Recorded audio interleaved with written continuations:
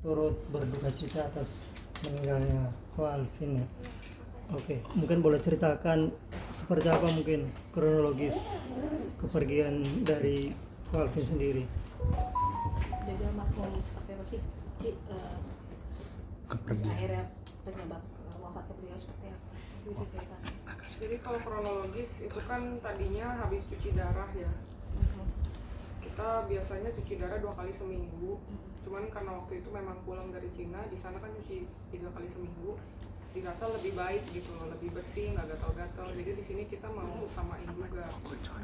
Jadi setelah hari Jumat kita cuci darah, Sabtu kita minta cuci darah lagi ekstra karena ya kan yang gagal ginjal banyak ya, kita dapat swabnya ya bisanya di hari Sabtu lagi gitu.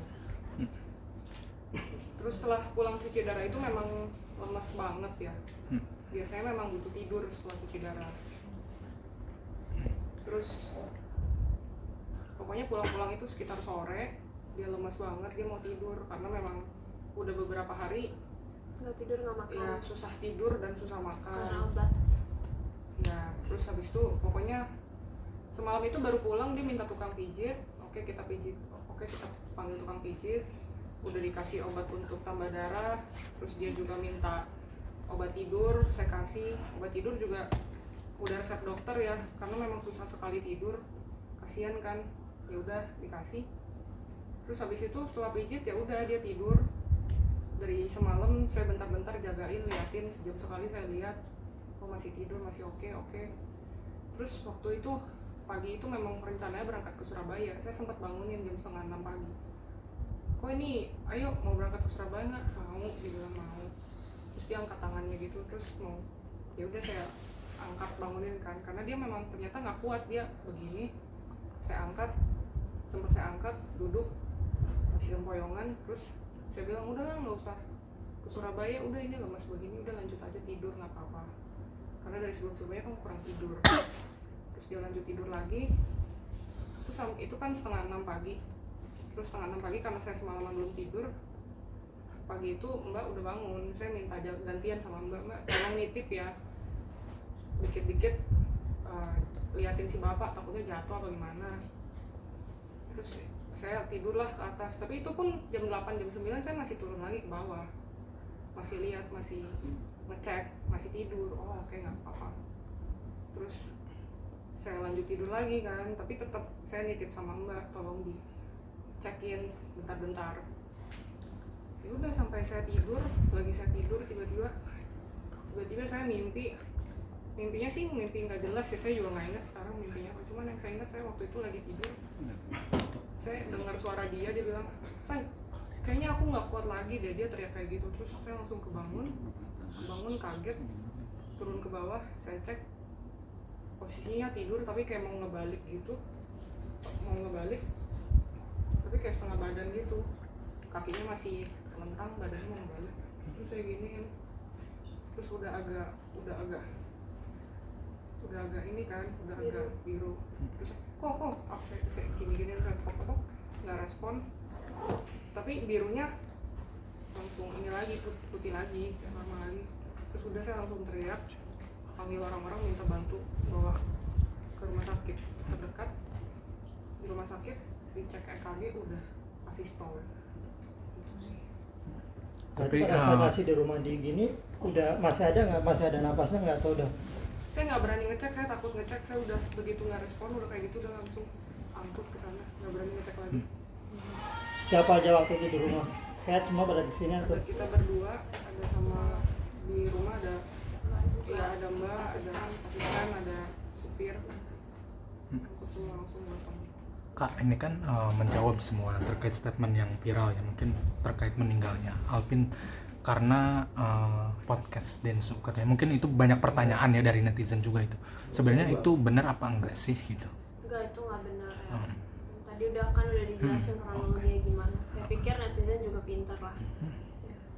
Ini mau klarifikasi aja, soalnya kemarin ada sempat yang ngomong dari apa mengatasnamakan keluarga. Kami kan lagi masa berduka, kami nggak mau keluarin statement apa-apa kan sampai selesai kemarin acara. Ya di sini kami mau klarifikasi aja sih, kalau Alvin meninggal karena stres, uangnya Agus ke sana, itu nggak benar ya Nggak memang, benar. karena dia lemas aja sih, udah memang Udah nggak kuat. udah nggak kuat. Tapi terakhir komunikasi atau pesan terakhir dari Alvin sendiri apa sih Kak, ke keluarga terutama ke kakak sendiri? Gak ada pesan terakhir soalnya memang nggak nyangka bakal pergi. Kan niat terakhir juga mau Surabaya. Surabaya.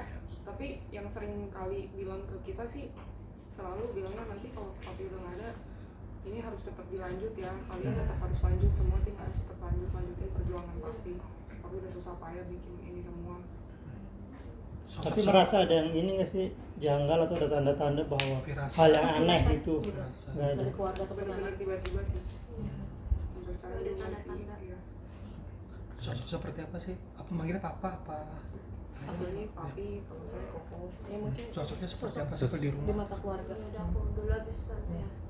Ya kalau di mata aku sendiri ya papi ini ya, kalau di media di luar kan orangnya keras, suka marah-marah, terus bold, frontal banget gitu kan, all out. Ya aslinya memang juga seperti itu. Di kita ya tegas juga orang yang suka ya kalau ada yang nggak benar ya dimarahin aku. Ya aku juga nggak suka papi aku suka marah-marah kayak gitu, tapi ya marah-marah kayak gitu biasanya kritik yang ngebangun, dan nggak semua yang di luar, maksudnya nggak semua diperlihatkan. Ada juga papi tuh ada sisi lembutnya, sisi bocahnya, sisi yang butuh kasih sayang kayak gitu itu juga ada. Dan orangnya yang family man banget, provider untuk kita semua, selalu ngasih yang terbaik buat kita gitu. Dan orang-orang juga gitu, tipe orang yang royal banget, suka bagi-bagi duit lah. Papi aku itu kalau biasa ke pelayan di restoran atau ke satpam gitu, suka bagi-bagi duit. Tapi papi nggak pernah berkekurangan. Walaupun ini sempat aku singgung juga ya di waktu itu pas aku pidato pas di rumah duka. Papi aku nih ya sering ngomong-ngomong tentang dia anak naga. Dan orang-orang komennya pada enak lu duit dari warisan, dapat duit dari hasil ini itu korupsi gini bla bla. Tapi papi aku tuh untuk membangun ini semua tuh butuh kerja keras gitu. Dulu hidupnya tuh susah, aku juga susah dulu. Aku sama papi aku kemana-mana motoran, terus aku udah mau tidur ditepok, bangun aku disuruh nyanyi lagu bintang-bintang kecil di motor. Jadi dulu kita susah-susah bareng. Terus pernah waktu itu habis belanja telur, aku nggak sengaja mecahin telurnya. Terus papi aku bilang, ceroboh banget sih kamu mecahin telur, nanti kamu makan telur yang pecah ya kayak gitu. Tapi abis papi bikinin aku yang baru. Walaupun sekarang papi tuh nggak apa-apa ya mintanya mbak sama atau enggak kita minta dimasakin, minta dipijitin gitu. Tapi dulu papi tuh yang ngejagain aku, yang masak buat aku, yang waktu kecil mandiin aku kan waktu masih bayi, yang bersih-bersih itu papi semua, yang kerja juga papi. Jadi papi itu dulu sekaligus menjadi mami dan ayah buat aku dari dulu. Selalu papi aku yang jagain aku, dan kemana-mana selalu berdua sama papi aku. Makanya aku sayang banget sama papi aku gitu, dan selalu mau ngasih yang terbaik buat kita. Ya kalau papi aku sendiri ya sebenarnya nggak peduli sih, sendal aja udah dari dulu berapa tahun kita nggak ganti. Sebelum ketemu aku sendalnya udah itu. Sendalnya itu terus nggak ganti. Tapi buat kita selalu mau ngasih yang bagus-bagus, yang kualitasnya tinggi lah, kayak kasur, sofa itu ngasih kita yang terbaik gitu. Makanya itu yang aku sesalin. Terusnya papi bisa menikmati juga, tapi aku sudah cukup bersyukur sih. Aku sempat mikir waktu itu kan, kok papi ninggalin aku sih di saat sekarang aku berasa masih kecil dan masih butuh papi aku. Tapi aku mikir, waktu itu tante aku bilang gini, papi tuh ninggalin kita bukan karena papi mau ninggalin kita, tapi emang udah nggak kuat aja, udah lemes. Aku nggak bisa ngebayangin rasanya gimana, pasti sakit banget. Di situ aku mikir, Tuhan kenapa ngambil papi aku secepat ini? Kenapa nggak nanti aja tunggu aku udah nikah, tunggu aku udah punya anak? Tapi mungkin teman-teman di sini ingat yang waktu papi aku waktu itu masih di penjara, dan aku waktu itu sempat nggak bisa dapat pengobatan, dihalang-halangin lah sama oknum dari sana. Di situ kan aku juga ke podcast sini situ biar papi aku bisa dapat pengobatan, karena pas itu ketahuan gagal ginjal nggak bisa ke rumah sakit gitu waktu itu. nggak bisa cuci darah, susah untuk dapat pengobatan. Di situ papi aku udah kayak orang yang keringan lah, kan udah ureum racun numpuk muntah-muntah, dan di situ kayak aku takut papi aku pada saat itu meninggal. Mau ke podcast sama si sendiri, dan aku sama tante aku sempat kita nangis bareng dan takut papi kenapa-napa. Tapi untungnya Tuhan baik, dan di saat itu bisa aja papi aku meninggal karena racunnya udah numpuk, kan ginjalnya nggak berfungsi, racunnya udah numpuk. Di saat itu bisa aja Tuhan kalau mau ambil, tapi Tuhan memberikan aku dan keluarga 1 tahun kebersamaan lagi setelah keluar dari penjara. Dan kita bisa bertigaan kemana-mana bareng-bareng, kita bisa ya intinya gitu, kita bisa bareng, bisa makan bareng, bisa secara keluarga kita bisa harmonis, dan aku masih bisa menyayangi papi aku dan papi aku masih bisa sayang sama aku gitu. Aku waktu SMP nggak begitu dekat sama papi aku karena papi aku juga tipikal orang yang keras, tapi nggak tahu kenapa karena di situ pada saat papi aku masuk penjara, aku kayak ngerasa papi aku ini juga anak yang butuh kasih sayang gitu. Kayak papi aku tuh juga kayak anak kecil yang butuh disayang gitu loh. Kadang bertingkah kayak bocil, apalagi kalau ke tante aku muy kayak gitu. Walaupun pasti di sini nggak ada yang nyangka, karena pasti aku kalau di podcast kan marah-marah terus bentak-bentak oknum polisi lah. Tapi kalau sama keluarga ya kayak gitu, suka ya apalah, kalau ya manja lah gitu. Kalau di gereja kadang kita suka, misalnya ini papi aku sering kayak gini di gereja gitu. Kemarin pas di rumah duka aku nangis karena nggak bisa meluk papi lagi, dan kesukaan papi tuh nonton gitu kan, terus suka makan bareng, suka makan enak, kalau kemana-mana selalu ngajak orang traktir makan, terus selalu ngisengin kita beli sana, beli tuh, mau itu gak, beli gitu, selalu mau ngasih kita yang bagus gitu. Itulah papi aku orangnya aslinya sebenarnya manja dan butuh kasih sayang dari keluarga, dan selalu pokoknya family first lah bagi dia. Orangnya family man banget. Bagi aku sih papi aku sosok yang seperti itu ya, dan juga bener-bener pintar banget orangnya, dan ya ngedidik aku juga keras sih, tapi papi aku sayang sama aku, dan ya aku diberikan ilmu juga. Jadi aku setelah ini itu nantilah, lanjut dulu deh. Aku banyakan ngomong kayaknya. Udah panjang lebar sama Kak. Ya Oh, Cici jadi. Ya intinya kalau meskipun di luar kelihatannya keras, marah-marah, tapi aslinya lemah lembut dan baik hati. Dia keras begitu karena dia sayang sih. Kita semua juga gitu, kalau dia sayang ya dia akan kerasin, kalau dia nggak sayang ya dia akan cuek aja, bodo amat.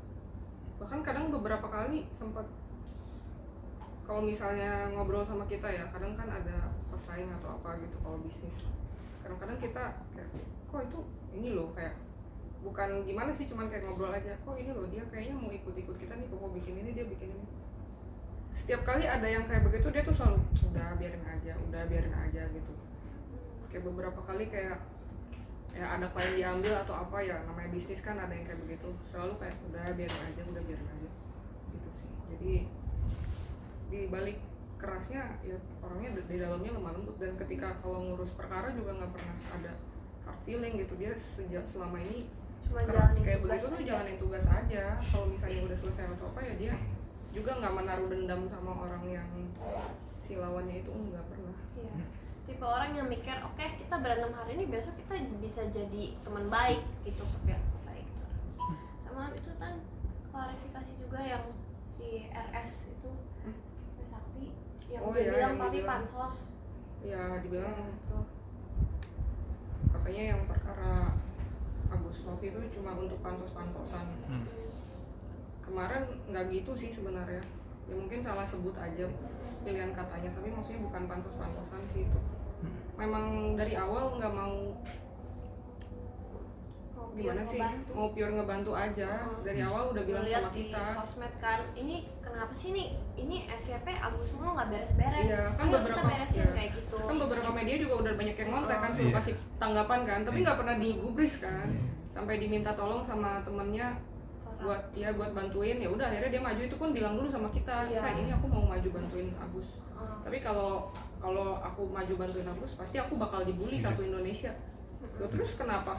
Ya nggak apa-apa, kasihan saya, orang udah buta begitu, kan ada sih yang mau buta habis gitu dibully satu Indonesia. Kamu bayangin kalau kamu punya saudara apa keluarga kamu digituin gimana gitu. Udah, tapi dia tetap bodo amat.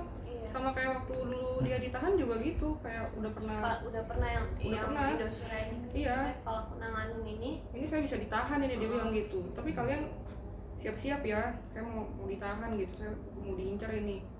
Jadi dia tuh kalau pegang kasus atau apa tuh nggak pernah setengah-setengah. selalu all out sampai akhir. Ya, meskipun mulutnya kayak gitu ya itu karena dia menjalankan tugas aja sih. Ya kan dia, ya kalau bukan kayak begitu bukan Alvin Lim namanya. Banyak yang rekan-rekan sejawat seprofesi yang mengatakan bahwa keinginan Ko Alvin putri-putri ingin meneruskan cita-cita sebagai pengacara. Seperti apa mungkin? Iya, pastinya aku bakal lanjutin perusahaan papi aku. Aku bakal jadi pengacara dan aku berbeda sama papi aku. Walaupun banyak yang bilang ini mirip sama bapaknya. Ada kemiripan, cuman gaya aku, kalau papi kan lebih berani banget, bold, all out. Kalau aku tipe yang lebih ya, menurut aku lebih kalem sih. Tapi ya aku juga ada kemiripan sama papi aku. Tapi ya papi aku pernah bilang, kamu kalau bisa jadi pengacara kamu nggak harus ikutin papi kan ya memang tipenya kayak gini, kamu bisa pilih style kamu sendiri kayak gimana gitu. Jadi yang pasti aku bakal terus lanjutin dan ya ada kemiripan sama papi aku, cuman nggak bener-bener kayak papi aku banget yang apa ya, kalau ngomong nggak, pokoknya kalau papi yang ngomong kan nggak ada tuh di filter sama sekali, ngomong apa aja yang ada di pikirannya. Kalau aku ya aku lebih berhati-hati kalau berbicara gitu sih. Tapi ya otak aku kalau kata orang ya 11-12 sama papi aku. Cuman ya enggak semuanya yang di otak aku keluarin, aku masih lebih hati-hati lah orangnya gitu sih. Tapi aku bakal terus lanjutin karena aku nggak bakal bikin yang papi aku bangun dari susah payah sampai udah jadi sekarang sia-sia gitu. Tapi tidak dalam waktu sekarang karena aku kan masih SMA ya sekarang. Ya bentar lagi aku lulus, aku kuliah dulu 3 tahunan. Aku kuliah nanti ngambil bisnis sama hukum, jadi langsung sekaligus gitu biar gelarnya dalam 3 tahun kayak double major gitu tapi di kuliahan yang berbeda gitu. Terus abis itu pas kuliah ya aku sering-sering juga ke kantor lah, aku belajar lah gimana itunya, dan aku nanti bakal lanjutin jadi pengacara. Tapi ya jadi pengacara kan nanti kan pas udah umur 25 kan baru bisa beracara. Ya selama itu ya aku ya kantor nggak tutup. Iya, kantor nggak tutup, masih terus lanjut pokoknya. Kemarin juga setelah pas banyak berobat juga si Colvin ini nggak banyak ngurusin kantor sih karena kantor udah jalan. Cuma dia memang gitu aja, suka. Emang hobinya aja. Emang hobi. Iya, orang banyak yang bilang kayak ini harusnya nggak usah ngurusin ini kan, si Alvin jadi stres gara-gara ngurus-ngurus itu. Enggak, justru itu hobinya, cara mengalihkan rasa sakitnya gitu loh. Suka gitu, papi aku tuh suka berantem orangnya. Kerja. Iya, suka kerja, suka berantem kayak gitu. Kerjanya ya itu. Iya, Namanya pengacara. iya seru gitu bagi dia gitu. Ya aku ngerti juga sih, karena kalau misalnya kita lagi berantem sama orang, adrenalin kita tuh jadi naik. Emang rasanya tuh fun, seru kayak gitu. Itu sih, tapi ya kita tuh padahal sering nasihatin dan sering khawatirin gitu sering khawatir lah sama papi. Kita kayak sering, aduh papi tuh ngomong kayak gitu nggak apa-apa tuh, gini gitu. Tapi papi kayak udah nggak apa-apa beb, ini namanya kerjaan ya resikonya gitu. Itu papi dihujat orang gini.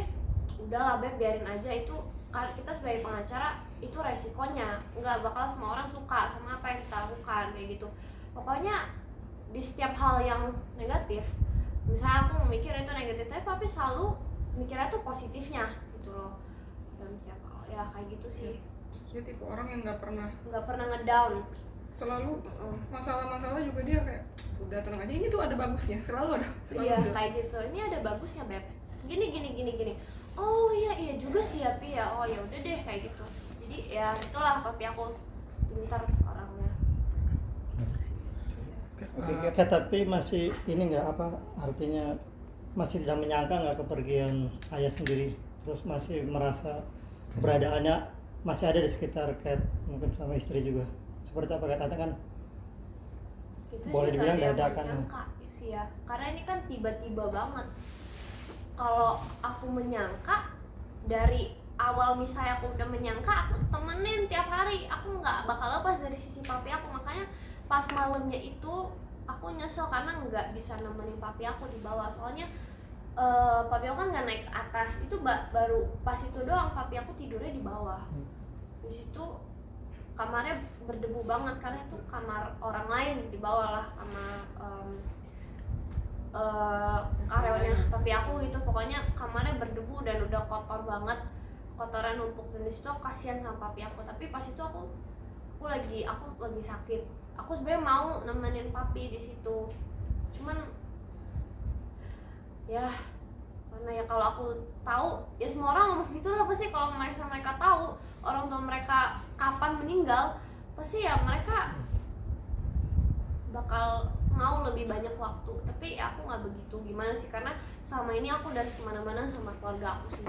Setiap weekend ke gereja bareng, nonton bareng, makan bareng, dan kadang ya aku kalau misalnya di mobil aku sering pelukin papi aku juga gitu sih. Jadi ya aku bersyukur sih masih diberikan waktu gitu. Kat, hal apa yang masih membuat lu kadang sedih terus nangis? Apa mungkin apa Ada momen hal apa, momen apa lu melihat benda-benda ayah atau apa mungkin yang membuat lu kadang sedih terus nangis teringat lagi? Apa kan? Keadaan yang bikin sedih ya tersadar kalau misalnya yang aku kan selama dari kecil sampai gede kan cuma papi aku yang merawat aku, yang kasih aku makan gini-gini. Waktu itu belum ketemu Tante Pio itu pas SD. Tapi ya itu satu-satunya yang kayak apa ya, kalau Tante Pio kan secara keluarga kan mami aku gitu kan. Tapi kan kita ketemunya baru di pertengahan, dan sampai aku gede pun ya kalau menurut aku sih papi aku yang paling sayang banget sama aku. Kayak orang yang sesayang itu sama aku, sampai rela kerja keras mati-matian gitu kan. Sampai sebenarnya sakit ya bukan gara-gara aku, dan papi aku emang suka kerja sih, tapi ya itu buat keluarganya, itu bukan untuk dirinya sendiri, biar keluarganya tuh bisa hidup enak gitu. Jadi yang bikin aku sedih itu sih, menyadari kalau orang yang paling sayang sama aku itu udah nggak ada, dan aku kadang ngerasa sendirian. Itu yang Kemarin kan banyak tuh tamu berdatangan untuk mendoakan seorang Apin Lim. Ada nggak sih salah satu orang yang ngasih support atau ngasih saran ya kan untuk Kat sendiri? Gimana? Ada nggak seseorang itu kan kemarin juga tamu-tamu penting banyak, ya kan lawyer banyak. Ada nggak ya kan pesan dari begitu banyaknya orang, support atau arahan? Ada nggak? banyak yang Apalagi dari teman-teman papi yang bilang, mungkin teman-teman papinya mungkin yang sesama pengacara gitu ya, kayak lihat mungkin ini kasihan masih kecil. Banyak juga sih yang banyak. Kat kalau butuh apa bilang Kontak aja. kontak aja. Iya. Kayak banyak yang itu sih. Tapi Kat sendiri apa maksudnya kaget nggak sih sampai Kapolri pun juga ngasih berapa juta ya kan? Terus ada juga sih mantan gubernur Ahok ya kan, dengan perjalanan almarhum yang sangat frontal dan akhirnya juga banyak karangan bunga. Ternyata banyak yang support. Iya. Kalau banyak yang support kan selama ini memang udah tahu ya. Cuman ya sebenarnya agak nggak nyangka juga sih ternyata sejauh itu. Ada beberapa orang yang belum pernah kita kenal, orang-orang yang udah ada nama belum pernah kita kenal, ternyata kirim bunga datang. Ya nggak nyangka juga sih Alvin Lim ternyata dikenal banyak orang, dan maksudnya image-nya juga meninggalkan kesan yang bagus lah buat bangsa ini. Kak, mungkin sedikit klarifikasi soal dikremasi, memilih dikremasi dibandingkan dimakamkan. Mungkin seperti apakah itu sudah dari pemilihan dari keluarga keinginan atau beliau seperti atau apa? bagaimana sih? Udah pesannya dari Ko Alvin sih, karena sebelum sakit parah waktu masih sehat gitu kita sempat beberapa kali ngobrol iseng-iseng aja, bukan yang gimana-gimana. dia pernah bilang beberapa kali, nanti kalau dia udah nggak ada dikremasi aja biar nggak usah nyusahin orang. Pernah juga kan sebenarnya kita kayak nggak setuju kan, kayak kenapa nggak dikubur aja, maksudnya masih bisa dikunjungin, masih bisa dilihat. Nggak usah lo ngapain nyusahin orang, katanya mesti bayar iuran tahunan, mesti dirawat, mesti dikunjungin, nggak usah katanya. Jadi ya udah, meskipun kita sebenarnya berat, tapi ya udah Motivasinya kayak gitu. kita ikutin yang Motif yang nggak mau ribet. Itu kapan? udah lama banget. Iya udah Dari lama. sebelum nikah, Beb. Oh iya sebelum Sebelum nikah ya. sebelum papi masuk penjara sih Iya. waktu itu aku Udah nanya lama papi nanti banget. kalau udah meninggal mau kuburan pakai masih Terus kayak sama cuma itu nanya doang. beberapa kali juga, bukan cuma Iya. sekali. Itu sudah punya feeling berarti ya. Bukan Feel. ya Itu ngobrol Maksudnya aja kayak iseng. apa ya, misal Oh, keinginan rencana. dari Iya. ini Enggak, itu waktu lama sebelum papi di penjara. Sebelum gagal ginjal. Iya.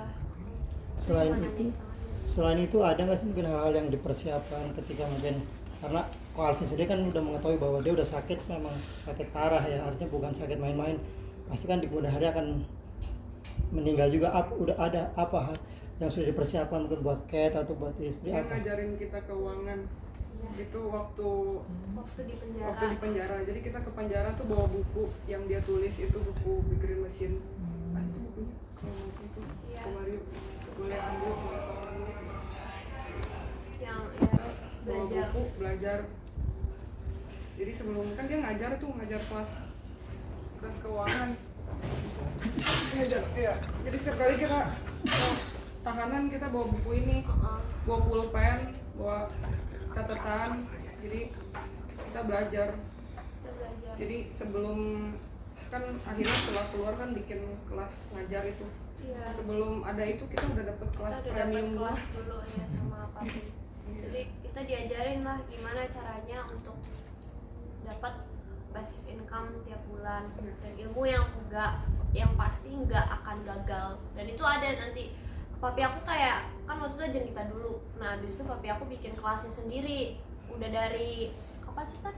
Udah sampai Lupa, ini udah batch 8 deh. Batch 8. Udah 8 kelas itu papi aku Ini bikin kita diajarin option strategi training, yang strategi Alvin- option kayak gitu. yang Alvin nemuin sendiri. Jadi Iya. dia kan dulu di bank ngelolain uang kota kan, San Francisco gitu dia kelola. Maksudnya untuk dia bisa sampai kayak gitu kan nggak sembarangan. Dia disekolahin juga sama bank, dia ambil sertifikasi seri 7. Jadi untuk ngelola uang sebanyak itu tuh diajarin dulu sama bank itu, disuruh sekolah dulu supaya jangan rugi. Kan masa uang orang di bank ditaruh diputerin rugi gitu. Jadi ada banyak strateginya. Dan dia udah ajarin kita sebagian sih. Iya udah, ya kita udah ngepraktekin juga dan ya itu emang berhasil. Dan yang sampai sejauh ini yang batch 8 ini ikut kelas ini juga bisa berhasil lah bagi mereka, nggak ada yang komplain sih. Jadi kalau misalnya teman-teman di sini yang nonton mau ikut kelasnya bisa langsung hubungin. Iya. Kita masih bisa iya. Kelasnya masih ada gitu. Sebenarnya sebelum kelas juga ada juga temennya satu yang diajarin tuh. Bisa juga tuh, ntar dia nanya-nanya terus udah bisa jalan sendiri. Maksudnya gimana? Itu ada satu yang diajarin sebelum buka kelas, sebelum ngajarin kita. Pernah ada yang diajarin juga. Oh. Terus ya udah akhirnya main sendiri. Jadi kita diajarin strategi ya. Iya. Ini bahkan gak diajarin di dia yang sekolah itu kan diajarin kan taktiknya kayak Ini straddle, nggak straddle, diajarin di kuliah ya. Jadi dia nemuin strategi, nemuin nemuin sendiri, formula iya. sendiri dia.